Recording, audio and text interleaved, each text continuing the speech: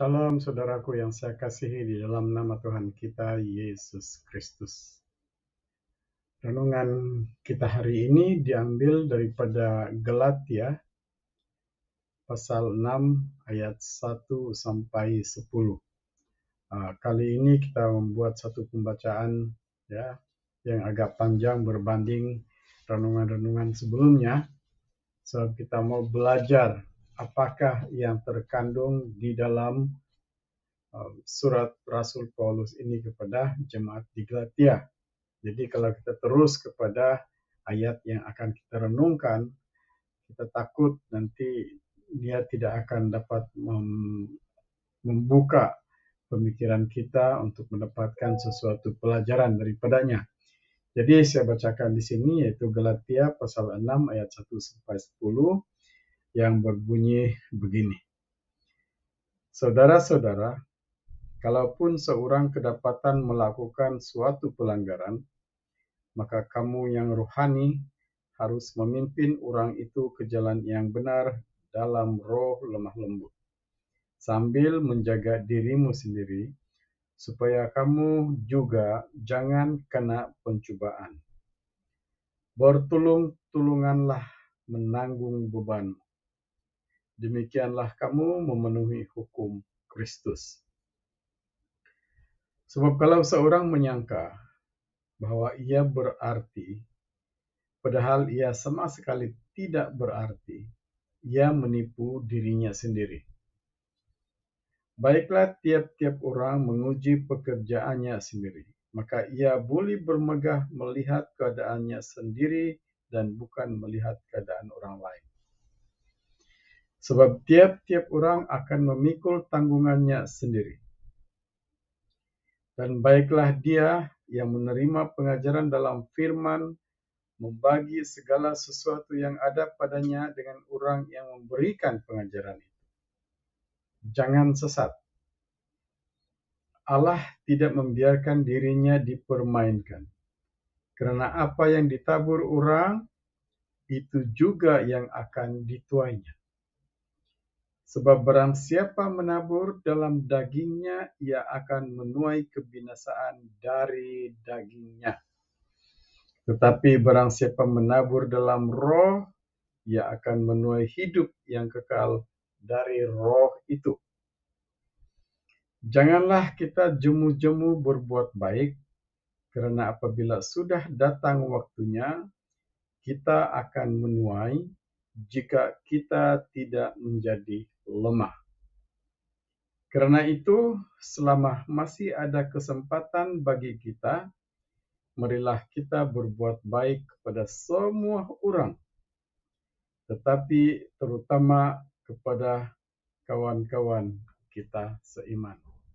Demikianlah firman Tuhan. Saudara, kalau kita melihat di sini, dalam ayat tadi itu, dianya sangat menarik. Ya, ia sangat menarik. Walau macam manapun, sebelum kita masuk kepada penerangan tentang ayat ini, saya minta saudara baca sekali lagi di dalam Galatia pasal 6 ayat 8. So, itu yang akan kita buat renungan. Ya, dalam bagian renungan itu, itulah nanti ayat dasar kita. Ya. Jadi di situ dia berbunyi begini.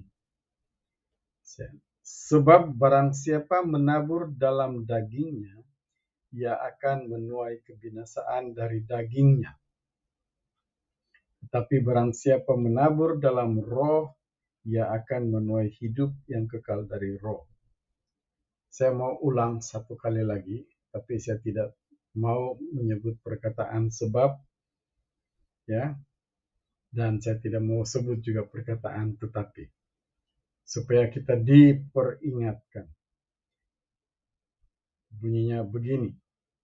Barang siapa menabur dalam dagingnya, ia akan menuai kebinasaan dari dagingnya.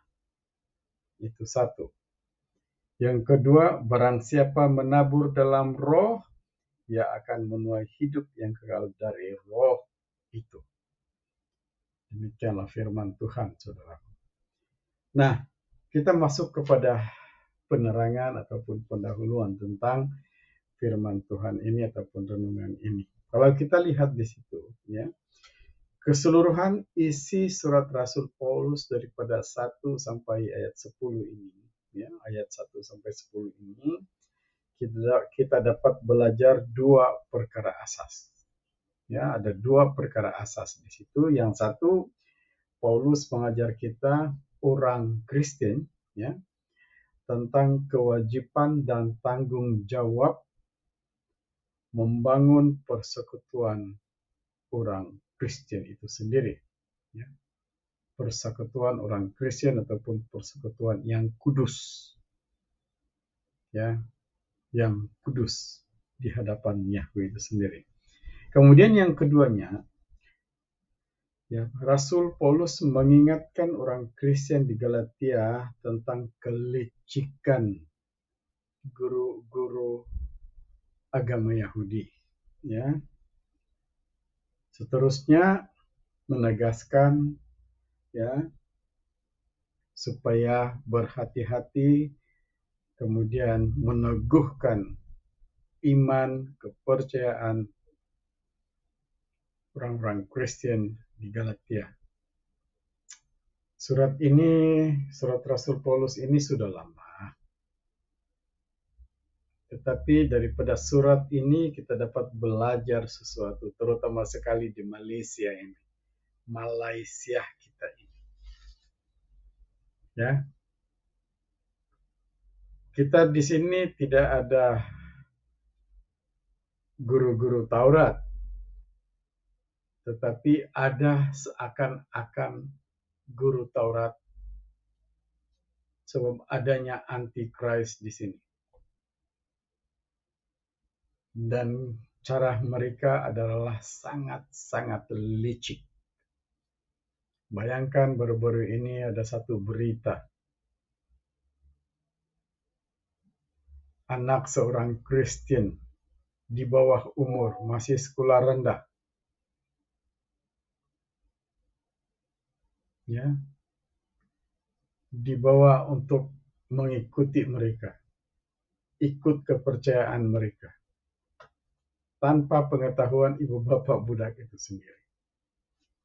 Itu satu. Yang keduanya, kalau kita merayakan hari-hari kebesaran Yahweh itu, seturut dengan Alkitab, bermacam-macam isu yang akan dilemparkan kepada kita. Tidak boleh kita ikut mereka begini-begini dan sebagainya. Ya. Dan macam-macam lagi lah. Kadang-kadang ada waktu Christmas akan dibuat pula satu tentangan dan macam-macam lah. Ya. Ini semuanya adalah cabaran kita. Ya, ini semuanya adalah cabaran kita. Jadi untuk itu, saudaraku, ya, sebagai renungan kita lah, ya, kita masuk kepada ayat 8 tadi. Dan ayat 8 itu kita sudah pun membacanya, dan saya nampak di situ ada dua inti di dalam ayat itu yang perlu kita kupas. Ya, perlu kita kupas. Satu, menabur dalam daging, kemudian menuai kebinasaan. Kedua, menabur dalam roh dan menuai hidup kekal. Nah, itu di dalam ayat 8 tadi itu kan, ya.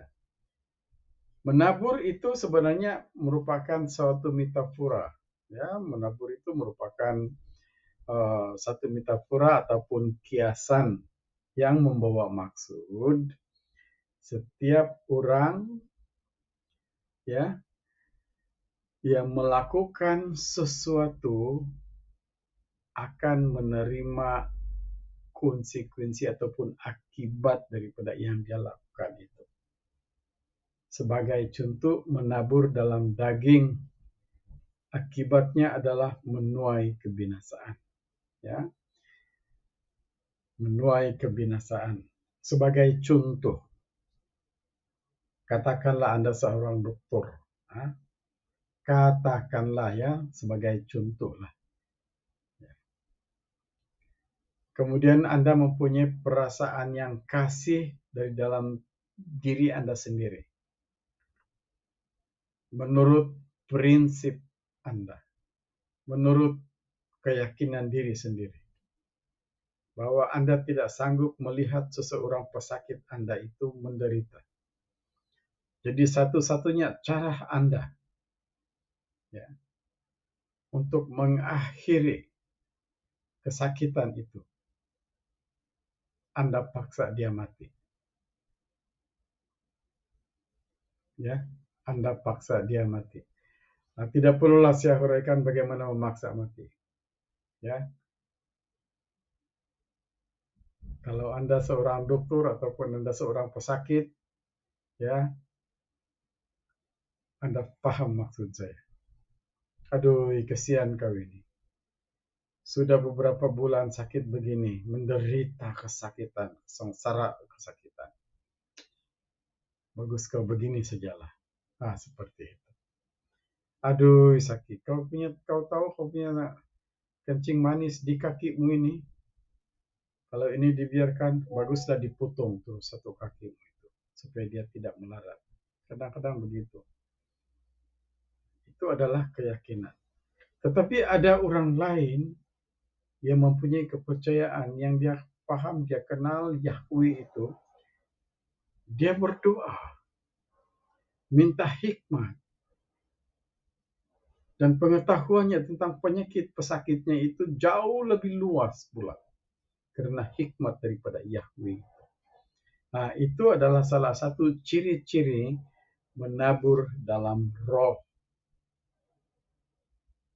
Dan akibatnya, dia akan mempunyai kepuasan di dalam dirinya sendiri dan sukacita damai sejahtera. Kenapa? Karena dia mendapat sesuatu hikmat daripada Yahweh sendiri. Ya, oke, itu yang pertama. Ya, menabur dalam roh, yaitu melakukan pertolongan atau apa juga. Maafkan saya, bukan menabur dalam roh, menabur dalam daging. Ya, dia melakukan pertolongan atau apa sajalah yang dia mau tolong orang itu sesuai dengan kehendak dia sendiri, prinsip dia sendiri. Ya, dalam pikiran dia itu. Mungkinlah seperti ini. Aku tolong dia, selepas itu pelan-pelan aku minta bantu dia begini. Seperti itu. Artinya dia mau menolong untuk mendapatkan pembalasan. Mengharapkan pembalasan. Biasanya seperti itu. Dan banyak lagi lah contoh-contoh lain. Tidak perlulah kita perhatikan di sini. Banyak-banyak kan. Coba masa kita terhad. Ya. Kemudian yang seterusnya kita masuklah kepada menabur dalam roh. Menabur dalam roh ini lain sedikit. Sebab dia banyak membaca firman Tuhan. Ya. Membaca firman Tuhan. Sekarang firman Tuhan tidak seperti dulu. Sebab kita harus lihat di dalam, baca di dalam Alkitab. Sekarang ada sudah begini. Ya. Nah, saya highlightkan ya, renungan kita. Ya. Jadi itulah saudara. Kita membaca firman Tuhan dan melalui pembacaan itu kita semakin kenal kepada Yahweh kita itu. Apabila kita semakin kenal, maka kita akan digerakkan untuk terus berhubung, berkomunikasi dengan Dia. Bagaimana caranya? Doa. Dan sentiasa merenung firman Tuhan itu. Kita baca firman Tuhan itu dan kita renungkan seperti yang kita buat sekarang ini. Kita ada pembacaan, selepas itu ada renungan, dan kita kongsikan hasil renungan kita itu. Bagaimana caranya? Seperti yang sekarang ini. Ya. Melalui media sosial, media elektronik, dan sebagainya. Kadang-kadang kita ada kelompok sil dan sebagainya lah. Ya. Jadi itulah. Apabila kita sudah dapat begitu, mendapat pelajaran daripada Alkitab itu sendiri, daripada firman Tuhan itu. Sebab di dalam Alkitab itu adalah kumpulan-kumpulan tentang kesaktian, tentang Yahweh itu sendiri, dan kita dapat belajar daripadanya, dan kita berkomunikasi dengan Yahweh dan berkomunikasi seterusnya kepada Yahweh. Dan kita usahakan untuk hidup sesuai dengan kehendak Yahweh itu sendiri. Maka bermulalah kita punya jam-jam doa kepada Yahweh. Kita bukan sekadar berdoa untuk meminta itu dan ini, tapi datang kepada Yahweh untuk menyatakan kebesaran Yahweh itu sendiri. Seperti apa yang telah kita pikirkan, renungkan melalui firman Tuhan. Sebagai contoh, bayangkan ya, di dalam firman Tuhan, di dalam sejarah perjalanan bangsa Israel, seorang tokohnya bernama Joshua. Dia memerintahkan bulan untuk jangan bergerak. Dia perintahkan matahari supaya tetap tinggal di situ. Bayangkan itu, saudara. Dia mendapat kuasa karena dia dekat sekali dengan Yahweh itu sendiri. Nah, kita pun begitulah. Kita pun begitu. Ya. Menabur dalam roh. Dan apabila kita sudah dekat ataupun rapat sekali dengan Yahweh, kalaupun tidak seperti Yesus, Bapa di dalam aku dan aku di dalam Bapa, tetapi sekurang-kurangnya Yahweh itu akan memanggil kita sebagai anak, dan kita berani memanggil Yahweh kita itu sebagai Bapa kita yang di surga. Dikuduskanlah namanya. Nah, seperti itu, saudaraku. Jadi, kalau kita sudah seperti itu, maka kita akan dipimpin, dikuasai oleh Roh Kudus dari Yahweh itu sendiri. Kita akan dipimpin oleh Roh Kudus, dan apabila kita melihat sesuatu itu, kita akan tergerak oleh belas kasihan kepada orang. Kita akan menolong dia tanpa mengharapkan sebarang pembalasan. Kita mau melihat menolong orang itu yang menghadapi masalah. Sama ada masalah keluarga, masalah keuangan, masalah bermacam-macam masalah. Tetapi kita tidak mampu menolong dia secara material ataupun sebagainya. Yang kita boleh lakukan adalah membawa dia ke hadirat Yahweh Bapa kita di surga. Dengan cara bagaimana? Berdoa, mendoakan dia, dan kita akan perhatikan dia, perlahan-lahan dia akan berubah, dan Tuhan terus memberkati dia. Kenapa? Sebab kita memohon kepada Allah Bapa, Yahweh Adonai kita itu sendiri. Jadi itulah, saudaraku, perbezaan di antara menabur dalam daging dan menabur dalam roh. Nah, kalau kita menabur dalam daging, kita dipengaruhi, dikuasai oleh keadaan dunia ini. Dan jiwa kita, kehidupan kita itu akan dipengaruhi oleh keadaan dunia ini. Dan akhirnya kita jauh daripada Yahweh itu sendiri, sebab kita memikirkan hal-hal dunia ini. Maka jadilah kita sombong, jadilah kita ego, jadilah kita banyak sekali masalah, banyak sekali tekanan, sebab kita tidak pernah akan merasa puas. Kenapa kita tidak merasa puas?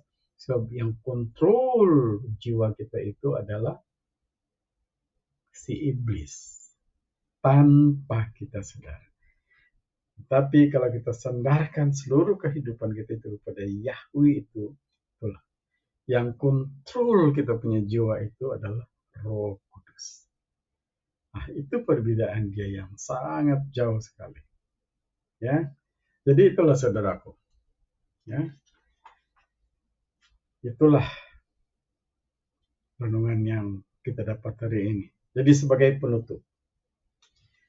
penutup kepada saya secara pribadi, mari kita bersama-sama menabur dalam roh. Sebab kalau kita menabur dalam roh, kita akan berada dalam kehidupan yang kekal. Manusia ini, saudaraku, adalah gabungan daripada tubuh, jiwa, dan roh. Tubuh inilah. Sementara jiwa kita ada di sini, akal budi pemikiran kita ada di dalam otak kita, subconscious kita itu, memori kita, semua ada di sini. Kemudian roh kita ada di sini. Saya secara pribadi lah merasa, dan ini sudah ada pengalaman tentang Yahweh, tentang Bapak saya yang diberi racun, dikasih makan racun, tetapi Tuhan menolong dia. Ya. Dan roh itu keluar dari sini. Ya, begitu. Ya.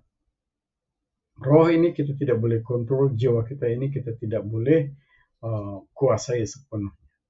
Sebab ianya berasal daripada Yahweh itu sendiri. Yang kita boleh kuasai sepenuhnya adalah tubuh kita ini.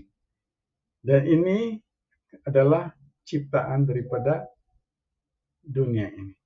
Tapi dia akan musnah, dia akan rusak, dan jiwa kita dan roh kita itu kembali kepada asalnya. So, setelah Yahweh menciptakan tubuh ini daripada tanah, bukan tanah liat ya, daripada debu tanah, maka dia ruahkan, menjadikan hidup. Yang dia ruahkan itu adalah jiwa dan roh kita. Dan kedua-dua itu akan kembali kepada Yahweh itu sendiri, saudaraku. Jadi itulah. Kita usahakan bersama-sama untuk kita saling mengasihi, saling bekerja sama untuk memuji menyembah Yahweh. Kalau ada anti-Christ yang coba menguasai salah seorang daripada saudara seiman kita doakan mereka. Dan kita terus kuatkan mereka. Supaya kita akan sama-sama dalam kerajaan surga apabila Yesus nanti datang ke dunia ini sebagai hakim. Kiranya Roh Kudus menguasai saudaraku sekalian. Menguasai semua Anda yang selalu mengikuti Burning for Jesus, subscribe Burning for Jesus, di mana juga Anda berada. Tuhan Yesus memberkati kita semua. Amin.